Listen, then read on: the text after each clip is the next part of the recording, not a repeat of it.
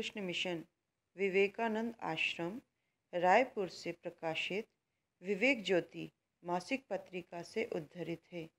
कहानी का नाम जन्नत को जन्नत बनाने में प्रयासरत जन्नत। स्वर संगीता कर्माकर के हैं। श्रीनगर के तारिक अहमद को एक मित्र ने हैदराबाद से फ़ोन पर बताया कि डल झील की स्वच्छता में उनकी बेटी के सराहनीय कार्य एवं योगदान को हैदराबाद के स्कूल के पाठ्यक्रम में पढ़ाया जा रहा है। जब जन्नत के पिता को यह समाचार मिला, तुरंत ही उन्होंने अपने मित्र को पुस्तक भेजने के लिए कहा।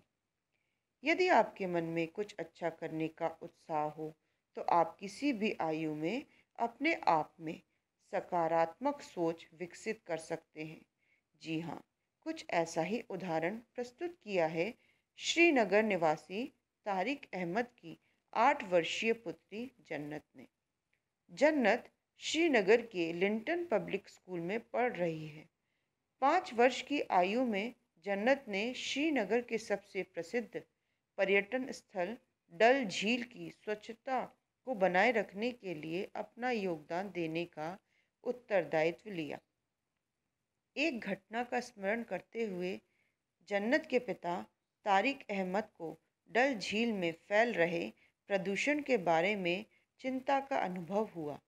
एक दिन वह झील में किसी विदेशी पर्यटक को नाव से सैर करवा रहे थे। वह पर्यटक धूम्रपान कर रहा था। उसने बची हुई सिगरेट को झील में नहीं फेंकी, बल्कि उसे एक कागज़ के टुकड़े में लपेटकर अपनी जेब में रख दिया। इस घटना से जन्नत के पिता को सीख मिली कि जब एक विदेशी पर्यटक हमारे देश में फैल रहे पर्यावरण प्रदूषण के बारे में इतना चिंतित और जागरूक है, तो फिर हम सबका भी यह दायित्व है कि सब मिलकर झील की सफाई में योगदान दें। झील को स्वच्छ रखने की ये प्रेरणा जन्नत को अपने पिता से प्राप्त हुई। जन्नत जब 5 साल की थी, तब से अपने पिता की प्रेरणा से विश्व प्रसिद्ध डल झील की स्वच्छता को बनाए रखने के लिए प्रयासरत है। इस कार्य के लिए वे जाल की सहायता से गंदे पानी को साफ करने का प्रयास करती है। जन्नत प्रतिदिन स्कूल से आकर अपने पिता के साथ छोटी सी बोट में बैठकर डल में पड़ी गंदगी को इकट्ठा कर उसे हटाती है। कश्मीर को धरती का स्वर्ग कहा जाता है। इसी स्वर्ग में स्थित है डल झील। कोई ही ऐसा पर्यटक हो जो कश्मीर घूमने जाए और डल झील ना देखे।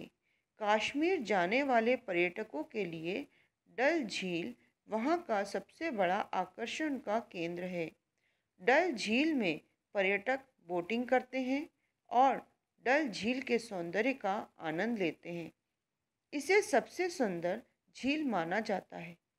पर्यटन, अतिक्रमण तथा प्रदूषण के कारण डल झील का मूल आकार 22 किलोमीटर वर्ग से घटकर केवल 10 किलोमीटर रह गया है। पर्यटकों द्वारा फेंकी गई बोतलें, प्लास्टिक और अन्य कचरों के कारण इस झील के जल की गुणवत्ता में कमी आ गई है। जन्नत हर किसी से डल झील को सुरक्षित और साफ रखने का आग्रह करती रही है।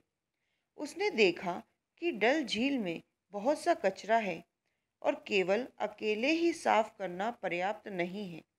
इसलिए वह अपने स्कूल के साथियों को भी इस कार्य के लिए प्रेरित कर रही है। वह प्रतिदिन डल झील में फेंकी गई बोतलें, प्लास्टिक और अन्य कचरे को बाहर निकालती है। उसके इस कार्य की प्रशंसा वहाँ के स्थानीय निवासी भी करते हैं। जन्नत ने झील की स्वच्छता एवं सौंदर्य को बनाए रखने का बीड़ा उठाया है। इसमें मेहनत भी काफ़ी होती है। जन्नत के इस उत्कृष्ट एवं सराहनीय कार्य को हैदराबाद स्थित विद्यालय के पाठ्यक्रम में एक प्रेरणात्मक कहानी के रूप में शामिल किया गया है, जिससे अन्य लोग भी प्रेरणा ले पाएँ और अपने आसपास के क्षेत्र को प्रदूषित होने से बचाए रखने में सहयोग करें। नेताजी सुभाष चंद्र बोस ने कहा है, reform should begin at home and should stay there. जन्नत को जन्नत बनाने में जन्नत प्रयासरत है। जन्नत से प्रेरणा लेकर हम सभी को पर्यावरण को स्वच्छ रखने हेतु अपने कर्तव्यों का पालन करना चाहिए। बच्चों, युवकों के चरित्र गठन, शारीरिक, मानसिक, बौद्धिक, नैतिक और आध्यात्मिक विकास के लिए विवेक ज्योति यूट्यूब चैनल को लाइक, शेयर और सब्सक्राइब